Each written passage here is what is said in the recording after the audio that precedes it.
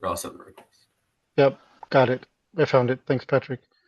Okay, it's November 25th, 2025, and this is the Kubernetes Device Management Working Group. Let me go ahead and share my screen so we can all see the agenda.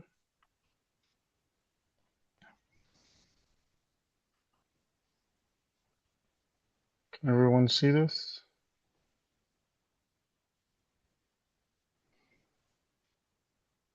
Let's see.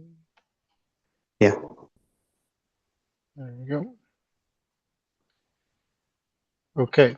So the first item on the agenda today is just to do a quick recap of KubeCon. Um, so all DRA related things, there was a huge presence, as has been the case in the last 4 or 5 KubeCons with DRA related content. You know, in the past, we've kind of had some dominance between Google, Intel, and NVIDIA giving a lot of the DRA related talks, but this time we had a surge of other companies uh, giving talks related to DRA as well, which was great to see. We had some from Red Hat, we had some from Furiosa AI, we had some from Sked MD, and a handful of others. Which, you know, we hope to see even more of these talks coming in future KubeCons. Um, I wanted to kind of open the floor though for everyone else that was there, if to give any feedback they wanted to, present. It was great seeing a lot of you guys there in person, as always. And yeah, I'm just curious what others' impressions were of, not just necessarily the stuff we're doing in this working group, but how they felt about KubeCon in general.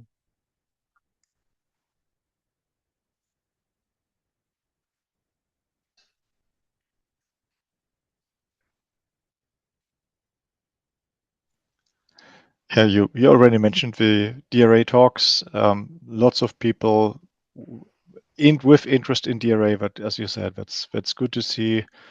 So far, I think the feedback has been positive. I'm still positively surprised by that, but we must have done something right. I hope. Uh, for me personally, the Maintainer Summit as always was one of the best things at KubeCon. Uh, for those of you who couldn't be there, remember that even if you are not currently a maintainer, you can be sponsored if you feel that you qualify. Reminder to myself, you have to register for Maintainer Summit separately.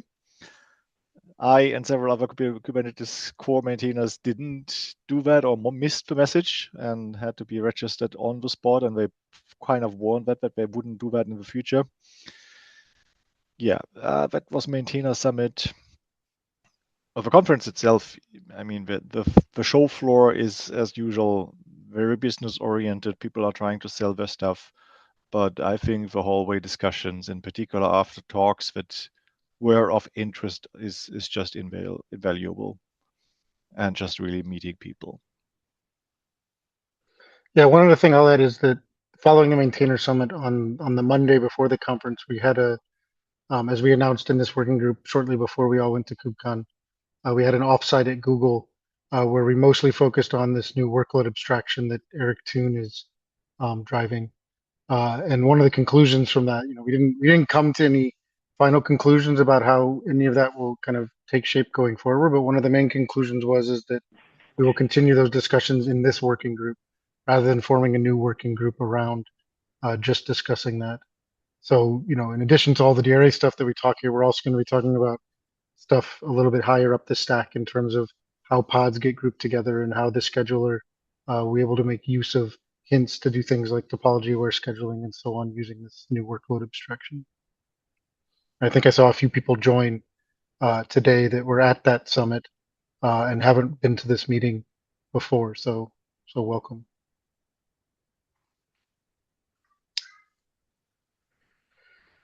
Is there anything else anyone else wants to say about KubeCon before we move on to the next agenda item?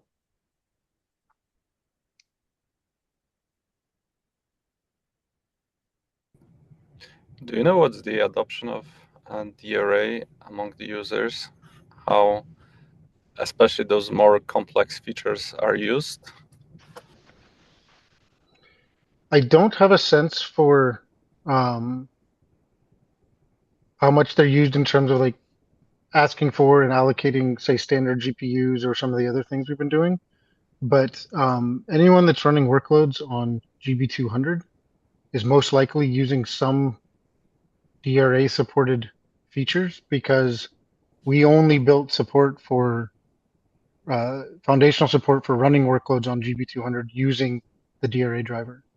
And so at least in these use cases, I would expect adoption to be almost 100% because otherwise people would have had to roll their own solution for this environment. Okay, that's good because like the feedback probably will come. Otherwise, people would be stuck. They can't use it. Yeah. Yep. And as part of that, we definitely uncovered a few bugs because of this, because people were starting to stress test the use of this GB200 support. We found a few bugs in upstream Kubernetes that we then, patched in 134, and then one that we also backported to 133. And they were all uncovered while doing stress testing for it's the abstraction is called compute domains, but while testing the compute domain feature of the DRA driver for GPUs. I think for future KubeCons, it would be interesting to have more talks maybe about describing how people are using DRA in the real world. I think right now, and this KubeCon as well, there was a lot of describing new features that we built, but to demonstrate that it's actually being used as well would be helpful for upcoming KubeCons.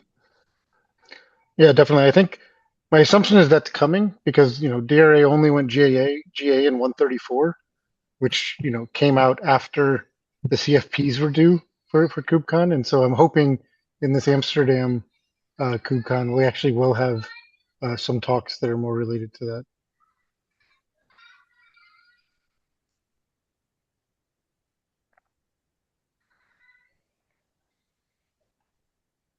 All right. Anything else about KubeCon?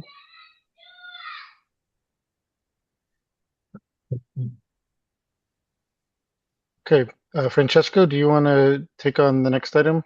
You're talking about the DRA driver for memory. Hello. Yeah, we'll be quick.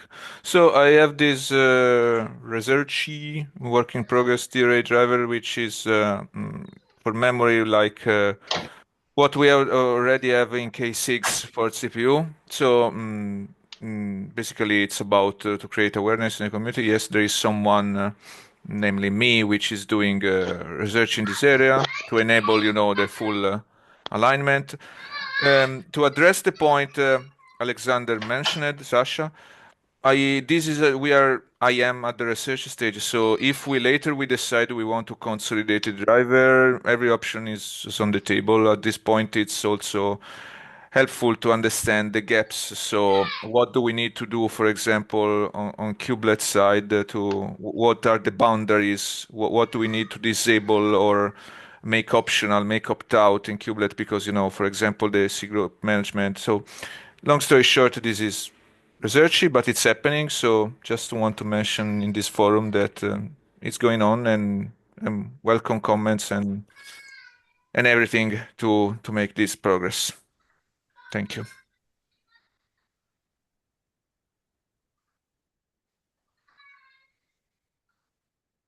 Have you been talking with the people that worked on the CPU driver about kind of the approach? Yeah. Yes. I'm in touch with them, also collaborating on the repo. So yeah, at this point there is no consensus yet, but again, options are on the table. And I would just, I can't help but think that in the case we merge memory support, we'll need to rename the CPU driver, but this is very silly and very minor. But anyway. Makes sense. And if we do decide to keep them separate, I guess, would you plan to donate this to Kubernetes SIGs the same way that the CPU one? Yeah, this is an option. I want to acknowledge that people they have NRI driver, topology driver, which they had an experiment. I don't remember how if they moved forward that. So there's also this other option coming from another angle. So from my perspective, the memory driver is mostly researchy. So we have many options. We need to figure out a way, the best way forward. Probably, I can see a future in which we have multiple options, but at this point, we need still to solidify the consensus probably. Okay. Great. Sasha, are you on the call?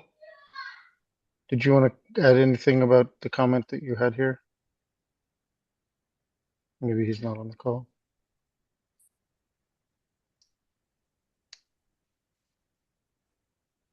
Okay. Anyone else have anything they want to add to this?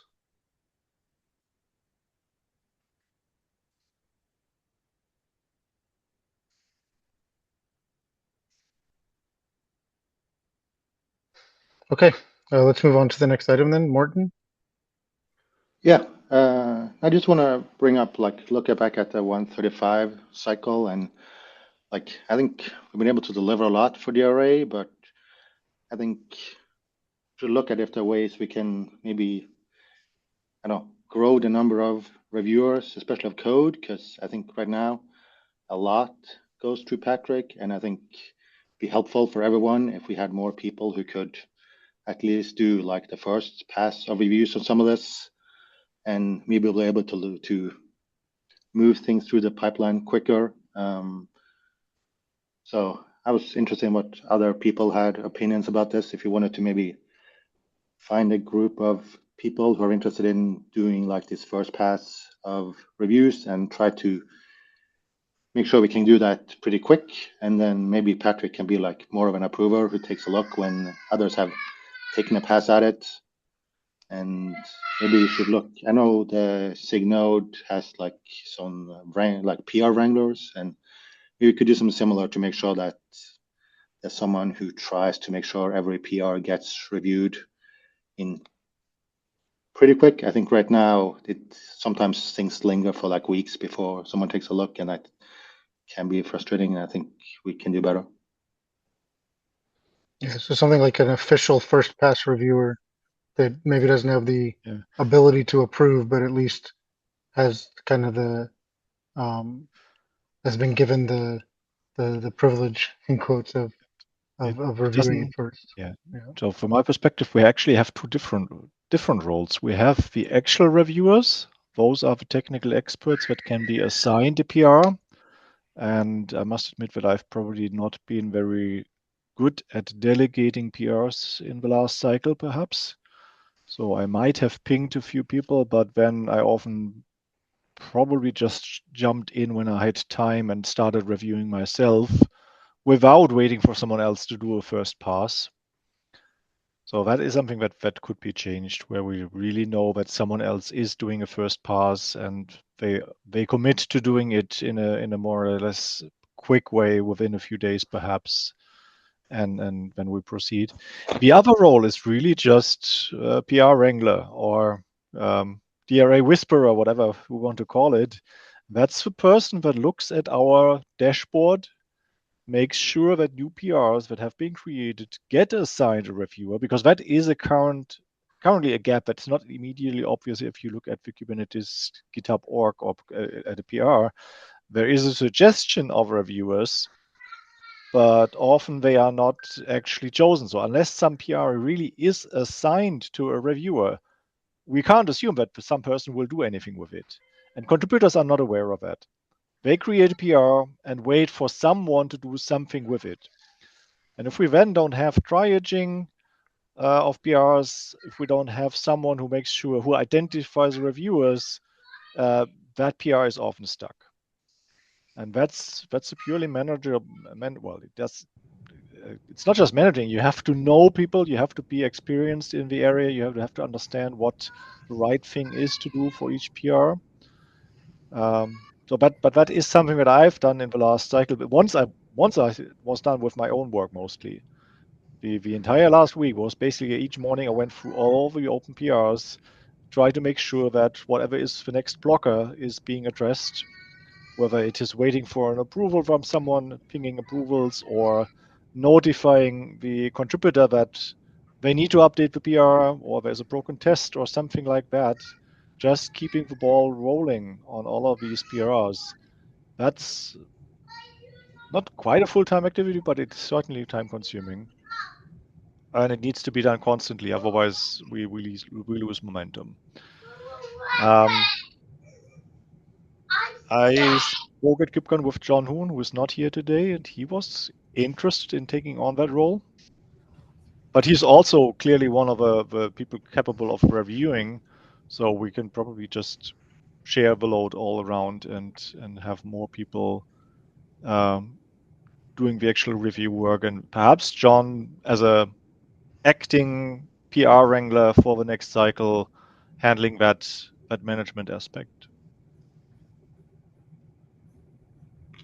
I think it makes sense to have like a group of people who are.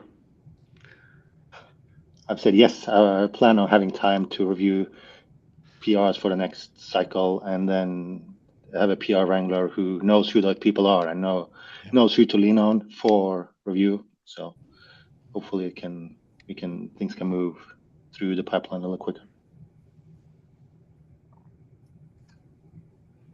Yep, makes sense.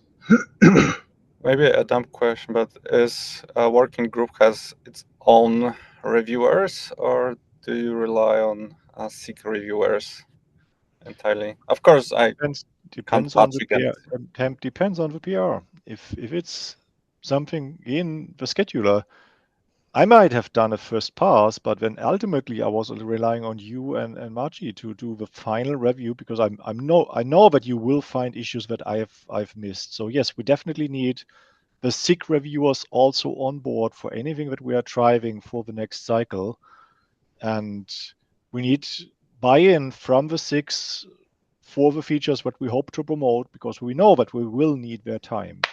That's usual in the sense that we propose caps, but then the SIG needs to decide whether they opt that cap into the next release. Currently, I think we are overall in Kubernetes not doing a good job with load balancing and really looking at how much work it will be.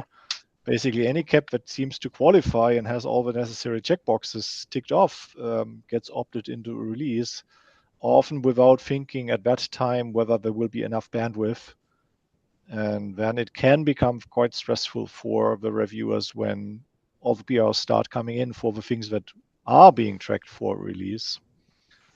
I don't have a good solution for that, because otherwise we would have to reject things before we even get to the point where it becomes work.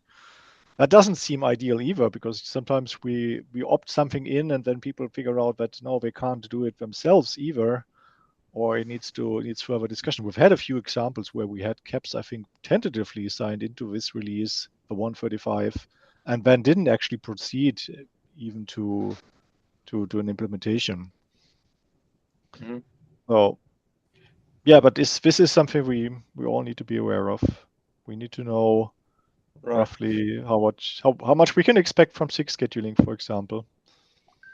Right. So exactly, this is my point. Like the shortage is identified also in SIG scheduling, but we are addressing it. So there are people onboarding to scheduling from our side, from Google side. There are few more people, especially Heba, and I think Tomasu also volunteers.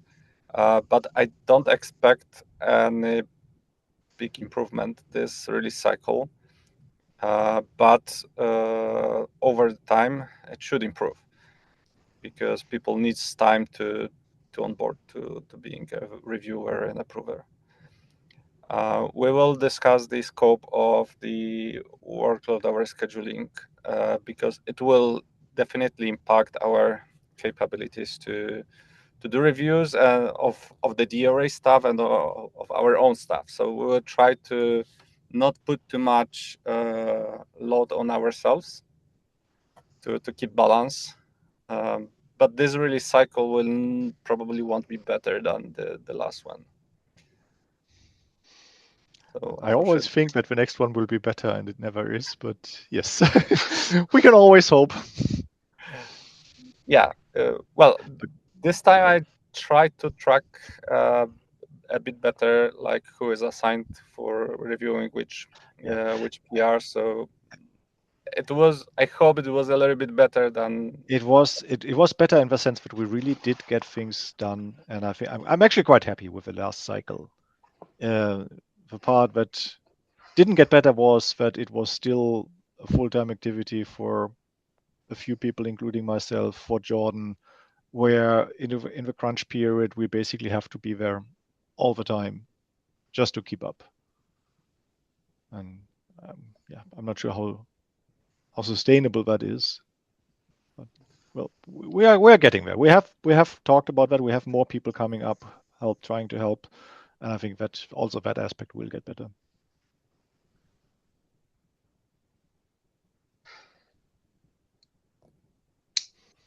Yeah, I think it'll also help having the SIG schedule, some of you guys from SIG scheduling attending this meeting now, since we're going to be talking about the overlap and the combination of the workload abstraction with what we're doing.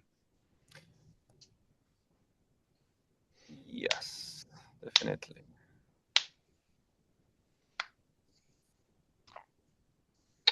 So that's all we had on the agenda. Is there any other topics anyone else wanted to bring up? At some point, we need to decide about what we want to tackle in the next release, but perhaps not Yeah. today. Yeah. We do have our dashboard. We do have the ability to search by repo. We also have this spreadsheet. With this one, but then this is already kind of incomplete again because I created two more enhancement ideas. One is about preemption, which we don't have for the scheduler plugin, and the other was more or less a smaller one around explicit sharing or preventing the sharing. We have, say, for example, some DRA drivers which might really only support publishing a device in one namespace, basically one container. And this is not exposed in the Kubernetes API right now. Users have to know that. And if they do something wrong, well, bad things happen, like pod not being able to start or whatever, driver failing at runtime, or the device not being usable in the second container. And my new cap is about making that explicit in the device information so that the scheduler can take that into account. Yep, that makes sense. Yeah, I think probably it makes sense to do that in the next call, not this one, since we don't really have a list of all these features, but we should do that as an action item to, for the next call, generate this list of features that we want to talk about and prioritize for the next release. Yeah, the dashboard is where you can filter by repo, and then you get a full list of all open issues, all cap issues that we have, and then we can look at basically what's open and what's ready to be promoted. And I also invite people to, well, perhaps just have a look, try to figure out what's important to them, so what we can try to prioritize. I was going to try and just pull it up real quick here. Yeah. But it's not as easy to find as I think you have to go here. There it is. I actually don't know how to find it. I know the URL. If you search So by you were saying repo colon enhancements, repository, Kubernetes enhancements. Now that has issues and pending PRs if there is a cap update. So yeah, I kind of try to sort it so that things that we are not currently working on are in the backlog column. Things that are, or backlog is what we know that we have postponed for some reason. Ready are the things where we kind of know that we want to do it, and yeah, in progress is what someone is actually working on. I'm still working on structured parameters because the job definitions still need some work. So that's literally still in progress, even though we G8 in 134. What is the difference? I know this is just a random question, but what's the difference between this and this?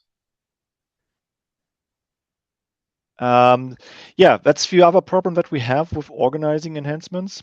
The enhancement issue, DRA device binding conditions, that was created by me, I think.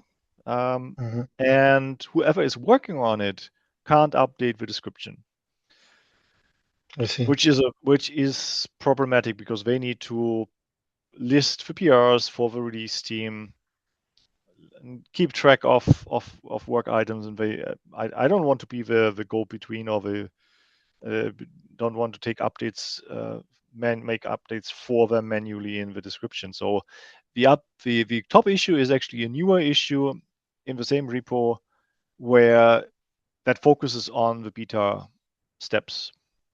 And it's owned I by don't- him so that he can Yes. actually update it. Yes, exactly.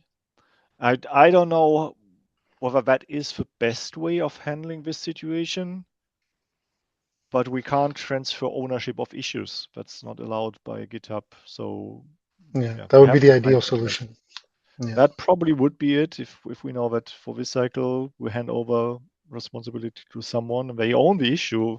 Then we could work like we traditionally did, where the CAP issue owner is also the one working on it and does all the things that the SIG release is expecting, like listing PRs, checking off the boxes there for how what still needs to be done for the next beta or alpha or whatever is next. I know John John somehow has access to edit all of the issues. And so I know in the past he's been the one that kind of Yeah, I keeps think track of what needs to be added to these, but I can do that too, but it's always it's overhead. It's additional work, yeah, and of course. Yeah. it's just Yeah, ideally GitHub would allow us to have other people either become the owners of the issues or at least give one-off access to those users to edit a specific issue. yeah. But you're right. Looking at this filter here, seeing something that is an issue and some other issue that isn't an issue is an enhancement issue is a bit confusing. I don't have a good solution to that. We could create those beta issues in the Kubernetes repo. Then they wouldn't show up here. I don't know whether that's better. We briefly discussed it on Slack the other day when we started, but I think we're still experimenting. Right. Okay, so it sounds like the action item then is for the next device management working group meeting. We will come prepared to go through basically these two columns and figure out how we want to position certain KEPs for being worked on in 136. That's right. Yes. Good. Okay.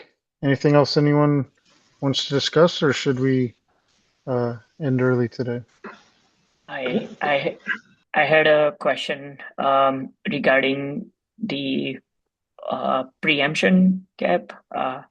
Can somebody give an overview of what is the problem space involved there? The problem is that preemption is something that needs to be supported by scheduler plugins. And Dominic can correct me if I'm saying something wrong, but I think it's a separate step that the scheduler takes if it figures out that a pod can't be scheduled given the current state of a cluster, and then it does some simulation. What if I kill a pod that's currently running? Does that free up resources that then make the current pod schedulable? And there is an extension point, I think, that needs to be implemented for that. And the DRA plugin just doesn't implement that. So the scheduler can't know that if it kills a pod that uses a resource claim and that pod is the only consumer of that resource claim, that killing the pod will make the resource claim eventually deallocated and therefore freeing up devices. That's the chain of events. That's the knowledge that the scheduler doesn't have, and therefore it will not delete a lower priority pod, blocking a device that a higher priority pod wants to use. Makes sense. Thank you. Yeah, I haven't thought about that too much, but so the limitation of the preemption process that we currently have is that it looks only for pods on the same node, whether removing them would make pod schedulable.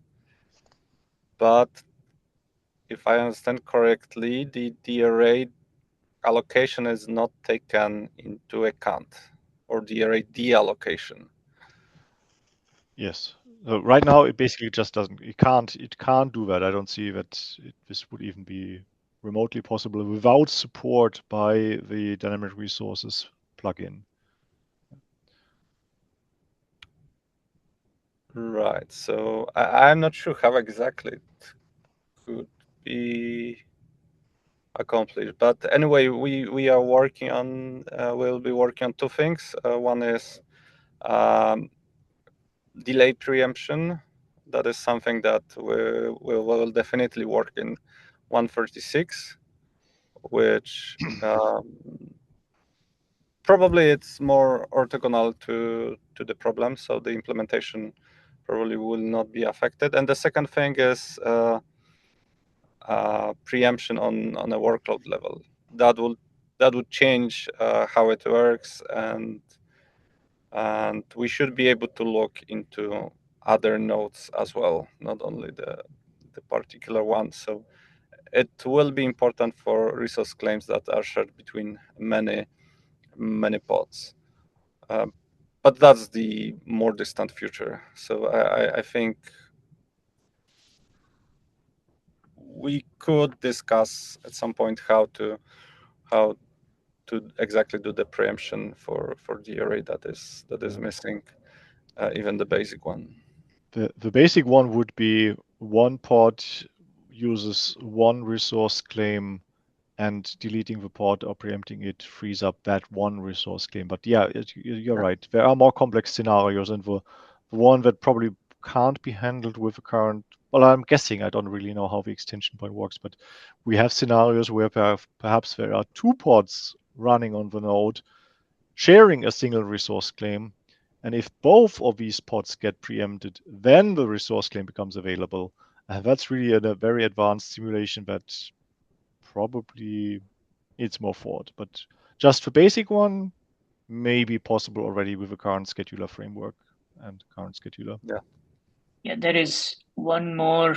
I think this came up in one of the conversations at KubeCon, where if a resource claim has prioritized a list, then there are cases where if the allocation is shuffled around in that prioritized list, then the node can accommodate more pods.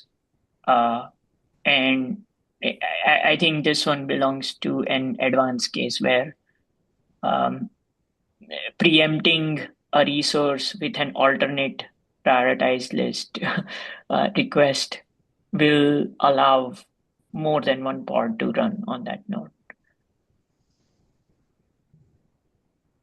That sounds Basically, like you'd it be- goes. This sounds like it goes into the workload scheduling area again.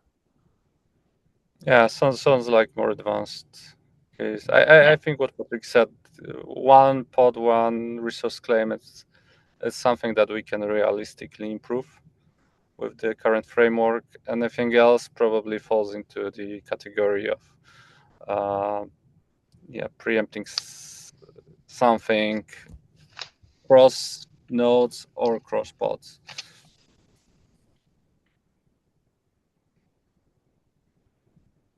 So I'm not sure if we should worry about this right now. We don't have. I would say this issue is about the simple cases, the ones that can be done right now without further core scheduler changes. Yeah, makes sense. Thank you. By the way, how much the preemption is requested feature? Because like I know that many people suffer from the preemption functionality in general. They would like to avoid it. I don't know. And it might very well be that we analyze what's needed to implement this and then decide to not do it. This is one of those issues where I just filed the KEP issue to have one place to have a discussion and to document that this is not currently implemented. It does not. It's not urgent. It comes up occasionally. People ask about it, or sometimes just want to know. And that does not necessarily mean that they would use this feature if it was available or would even want it. I don't know.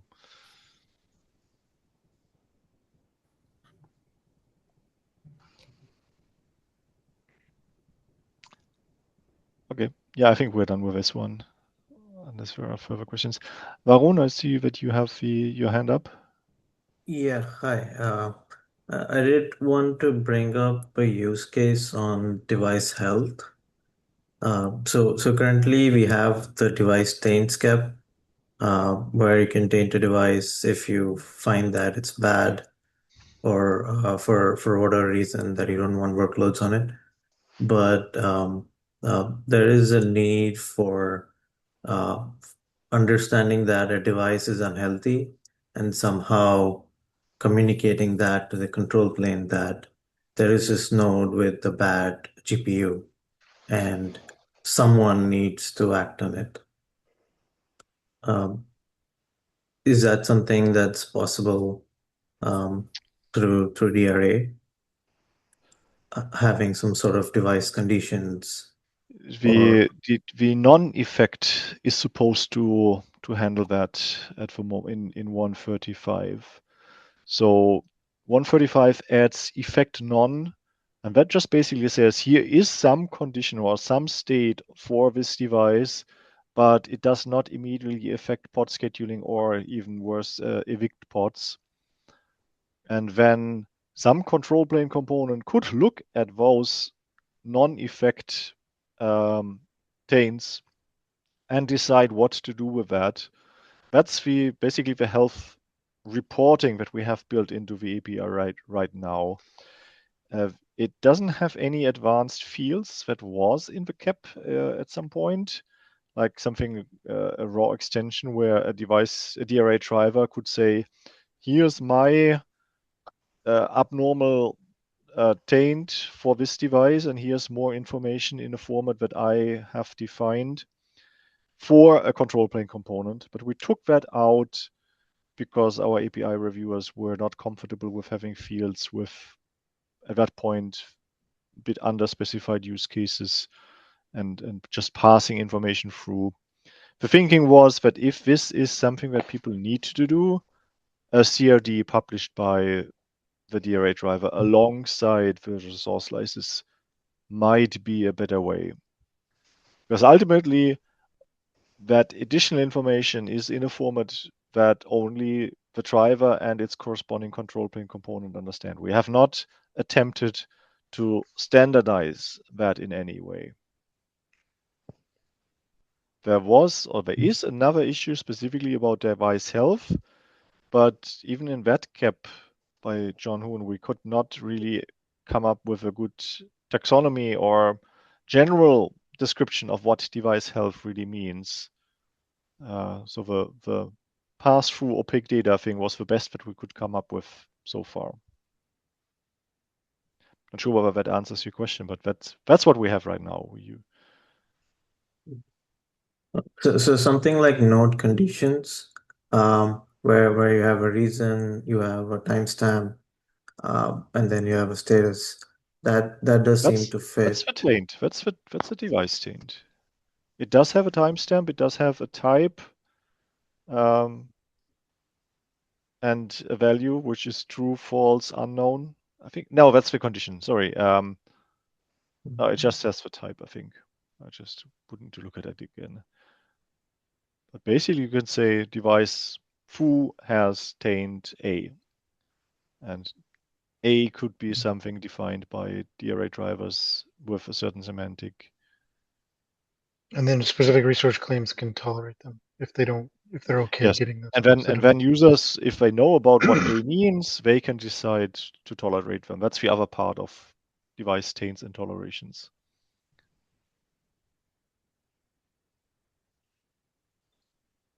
Does that answer your Okay. question, Varun? Or maybe I'm not quite understanding what you So you just want a central place that you can look at the information rather than it being spread across taints, or yeah, or a little more like if you have something like node problem detector that can easily understand that or that can watch for certain conditions and say that this device would need to be put under maintenance and taken out.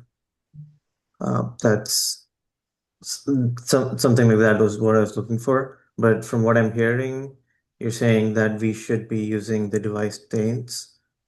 yeah, I mean, I think the way I've always pictured, at least for GPUs, was that we have a component. Either that's the DRA driver itself. Mhm. We can talk about whether that makes sense or not in a second, or a separate component that is, its entire job is to monitor the health of the GPUs and generate device taints based on the state of the GPUs that they're observing. And then once those taints are in place, that basically prohibits any workloads from getting access to those devices that have taints on them, unless a user explicitly puts a toleration for that type of taint in their resource claim request. It basically takes it offline because the taint exists. And now we can do that from a separate controller, or we could do it in the DRA driver itself by adding the taint information to the resource slice itself rather than in a separate object. Mhm.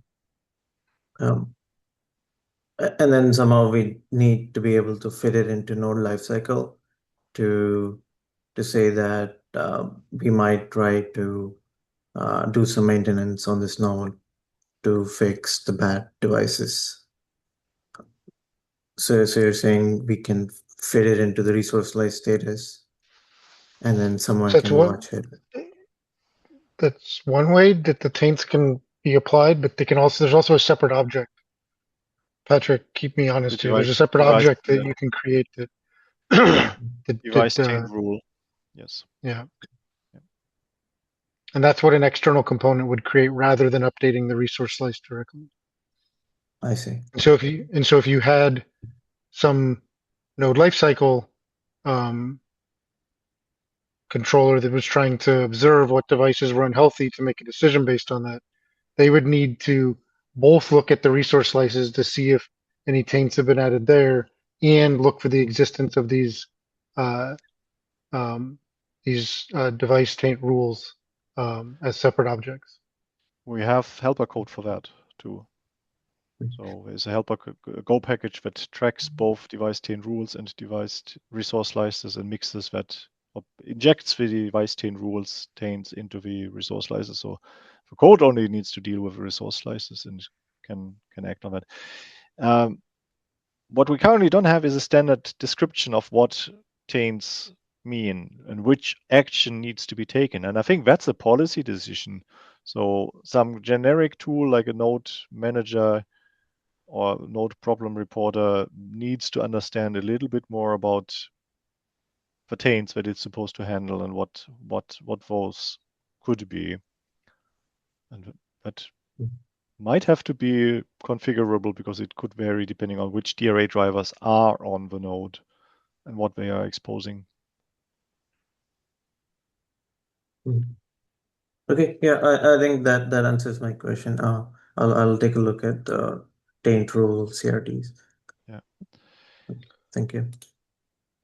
Yeah, I mean, in the context of the NVIDIA stack, we recently open sourced this component called NVSentinel, which is able to accumulate GPU health from a bunch of different sources and then push that information out to a bunch of different sinks. And the plan is at some point to use NVSentinel to create these device taints rather than necessarily having the DRA driver be responsible for all that itself. But that's down the road a little bit.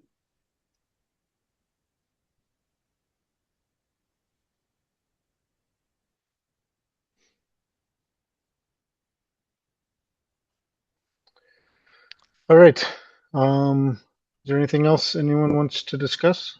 Yeah. Yeah. Kevin, can I ask a quick general question? I wonder if anyone can tell me what are the plans, so if there are any meetings specifically on workload-aware scheduling planned for 136, and if there are any discussions outside this working group that I can join. Yeah, so I think the next SIG scheduling meeting we should talk briefly about 136 plan. I think it will be very early and initial, but I think more or less we know what we should focus on. So if you have any feedback, then feel free to join. Okay, thank you, Dominic. I think maybe that's another good topic. When is that SIG scheduling meeting, Dominic? It's Thursday. Regarding the Thursday. time, it's hard to say depending on which time zone. Sure. I actually meant more in terms of maybe you can give an update in this group the next time we have our meeting on I any can. planning decisions you've made in the SIG scheduling meeting. I definitely can. Those discussions this week may be very early because I will not be able to join the following meeting. So I wanted to start it as soon as possible. So the plan will not be definitely settled down. So depending what's your preference, whether you want to hear about early plans, then yeah, I can probably share it with you. But if you want to have more settled down plan, then we need to wait a little bit. Are there any discussions for long-term plans even after 136, like theoretical discussions for the future as well? Yes. Well, so we have few ideas, like especially what are the gaps. So for instance, we know that sooner or later we need reservations as something which is completely new form of scheduling and reserving resources. But this is something that is not needed for today. It's probably not the highest priority. The second big thing is, in general, auto-scaling and how we should schedule workloads considering the potential capacity, not only the actual capacity. So basically the model that we currently have where autoscaler does scheduling on its own and scheduler does scheduling on its own does not work well for workloads. So we know that we have to unify that somehow. So there are few such big topics, like how orchestrators should be able to use scheduler, how external schedulers should communicate with KubeScheduler. So Wojtek Tyczyński and Eric, they are involved the most into those. Of course, I am as well, but I'm a little bit less decisive here still. So yeah, the discussion are ongoing. If you're interested in something in particular, I can talk a little bit more. And those are also happening in the SIG scheduling meeting? So probably those that are long term, not yet. But depending on the so I tried to start at some point with discussing some use cases that are important to to users. But yeah, so there are a few documents that are open for commenting. So the use cases, some high-level vision. If you want to talk specifically about some topic, we can definitely bring it to the agenda. By the way, you can Okay. like put some agenda item for a discussion, and yeah, we can prepare a bit. Recently, Wojtek is joining the SIG scheduling meeting, so we can. Yep, Roman, the same goes for this meeting. If you have an agenda item you'd like to discuss, just add it into these future meeting agenda suggestions and we can pull them down into the next meeting.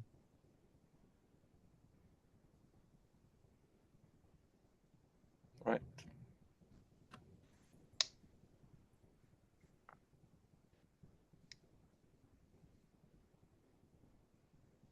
Okay. Anything else anyone wants to discuss?